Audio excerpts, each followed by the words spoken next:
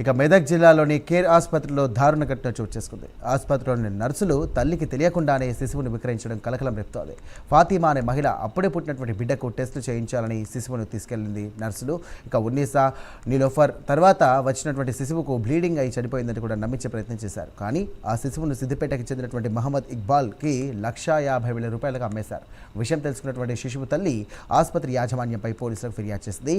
Care ఆసుపత్రిలోని 2 నర్సులు శిశువు కొనుగోలు చేసినటువంటి ఇద్దరిని కూడా అరెస్ట్ చేసి రిమాండ్కి తరలించారు పోలీసులు.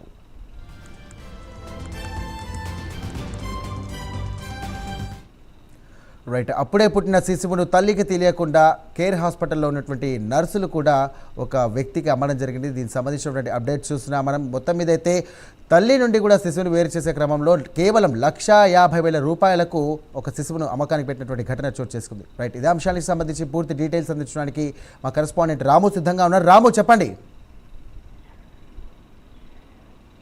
మెదక్ జిల్లాలోని కేర్ ఆసుపత్రిలో శిశు విక్రయం కలకలం రేపిందని చెప్పవచ్చు. అయితే కన్న తల్లికి తెలియకుండానే అప్పుడే పుట్టిన బిడ్డను ఇది అక్కడ పనిచేసేటటువంటి నర్సులు ఈ యొక్క బిడ్డను తీసుకెళ్లి ఆ బిడ్డకు చికిత్స నిమిత్తం చికిత్స కొనసాగిస్తామన్నట్టయితే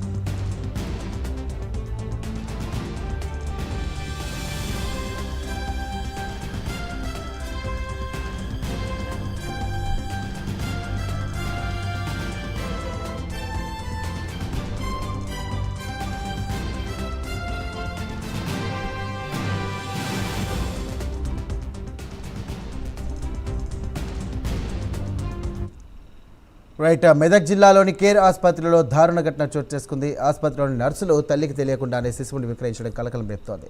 ఇక ఫాతిమా అనే మహిళ అప్పుడే పుట్టినటువంటి బిడ్డకు టెస్టులు చేయాలని శిశువును తీసుకెళ్లారు నర్సులు ఉన్నీసా, నీలోఫర్. ఇక తర్వాత వచ్చే శిశువుకు బ్లీడింగ్ అయ్యి చనిపోయిందని కూడా నమ్మించే ప్రయత్నం చేశారు. కానీ ఆ శిశువును సిద్దిపేటకు చెందినటువంటి మహమ్మద్ ఇక్బాల్కు 1,50,000 రూపాయలకు అమ్మేశారు. విషయం తెలుసుకున్నటువంటి శిశువు తల్లి ఆసుపత్రి యాజమాన్యంపై సంబంధించి కూడా పోలీసులకు ఫిర్యాదు చేసింది. కేర్ ఆసుపత్రిలోని 2 నర్సులు శిశువు కొనుగోలు చేసినటువంటి ఇద్దరిని కూడా అరెస్ట్ చేసి రిమాండ్కి తరలించారు.